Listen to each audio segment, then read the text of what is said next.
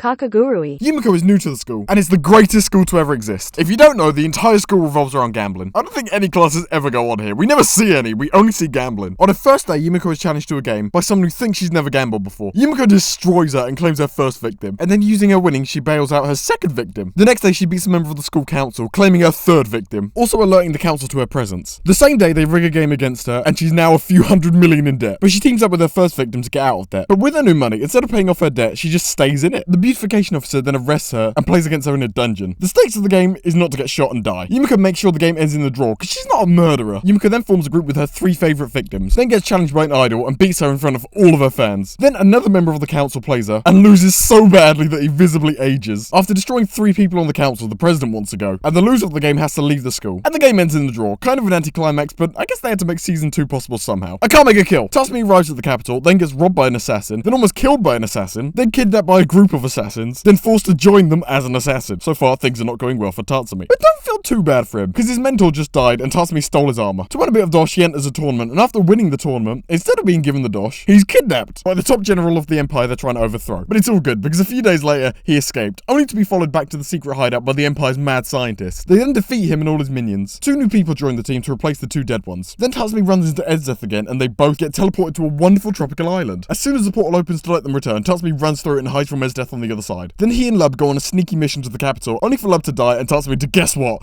get kidnapped again. Only this time, he's gonna get executed. Edzeth volunteers to do it because she loves him so much. And at the execution, Night Raid arrives to save him. Tatsumi then watches Akame kill her sister, and then in the final attack on the capital, the Emperor destroys most of the city himself before Tatsumi stops him. Then the falling Emperor kills Tatsumi. Akame and Edzeth have a fight, Akame wins, the rebellion wins, and almost every main character is dead. My dress up darling. Boy meets girl, girl do cosplay, but no good at making them. Boy no do cosplay, but good at making them. Result, friendship. After he makes one cosplay for her, the result was so good that she makes him do it again. Being a loner loser who's never had a girl speak to him before, he stays up all night the day before his exam to finish the cosplay. But being a teenage girl, communication isn't her strong suit, and the cosplay wasn't needed for another 2 weeks. But oh well, they're gonna go to some random event today. After the event, Gojo is followed home by some random girl, who's now making him make cosplays for her. But Gojo says he'll only do it if she does some cosplays with Marin. She agrees and scopes out a location for the shoot. Whilst doing the shoot, Gojo introduces Sajuna's younger sister, who he secretly made a cosplay for. They do the shoot, everyone has fun, it's a great success. Marin takes Gojo to a manga cafe, where she shows him her next cosplay. Marin, inspired by Sajuna, scopes out a location for the shoot, and picks out a love hotel. Not even knowing it was a love hotel. It was an awkward time, and Marin didn't make it any easier. The 2 of them go to a festival together, and once they get home, they sleep on call. And once Gojo falls asleep, Marin tells him that she loves him. Spy family! Twilight is given a mission to befriend a powerful rich dude, but he's a recluse and only leaves the house when this elite school hosts events. So Twilight needs to infiltrate these events, but to do that, he needs his own child. So he gets one from the sketchiest orphanage he could find, and he picks the only one there that could read minds. But she doesn't tell him about that part. Once he has her, it's straight to work, and he manages to fumble her through an entrance exam. But for the interview, both the mother and the father have to be present. So now Lloyd, he changed his name by the way, has to get a wife. But no one really wants him, so he has to find someone who's desperate. Yo! But once again, he picked badly, and she's secretly an assassin. So with his fake family, they do the interview and balls it up. But they're kind of past. They get on a waiting list, someone drops out, and Annie's in the school. Then on her first day, she punches the target's son. A few days later, Annie wants a dog, so they get a dog. And of course, they didn't get a normal dog. This one could predict the future. Later, a spy who's actually in love with Lloyd comes to assist him, and she wants to replace Yor. She plays tennis with Lloyd to win a painting with some information on it. And they win! Yor and Fiona play one shot of tennis, and then Fiona runs away. Lloyd, in the end, meets his target and says like 8 words to him. Toradora! The 2 main characters are in love, just not with each other. They agree to team up and help each other get with their crushes, but they both fail, because everyone thinks they're together. A new girl joins their school, but only because she had a stalker at her old school. He followed her here, but Tiger scares him off. To repay Tiger, Amy is always mean to her. Later, a swimming competition is announced, and Tiger is angry, because she's flat-chested. Also, she can't swim, but she knows only 2 main characters are in the race, so she takes off her swim top during the race. The school holds a festival, and Tiger's father agrees to come to it, but she has to agree to move in with him. She does, but he doesn't show. She gives him another chance to see her at a beauty pageant, but he also doesn't show. Later, when Tiger's crush's crush says she's moving to America, Tiger's crush drops out the school council president running, which is a big deal for some reason. To get him to run again, Tiger runs a fake campaign to be school council president. Then Tiger beats up his crush. After that, we have a few Christmas episodes. Tiger and Takasa run away to his grandparents' house. Then Tiger moves away, but later she and Takasa announce that they're boyfriend and girlfriend. It was a pretty mid-ending, just like the ending to this video. If you liked any of the animes I just mentioned, I have longer videos going over all of them, except Toradora. You should definitely check them out. Also, if you enjoyed this video, please let me know. It was so much fun to make. I really enjoyed editing this video, and I love the challenge of condensing 5 anime into 5 minutes. It was so much fun. So let me know if you want to see more of it. Also, we are so close to hitting 1,000 subscribers, so if you made it this far, please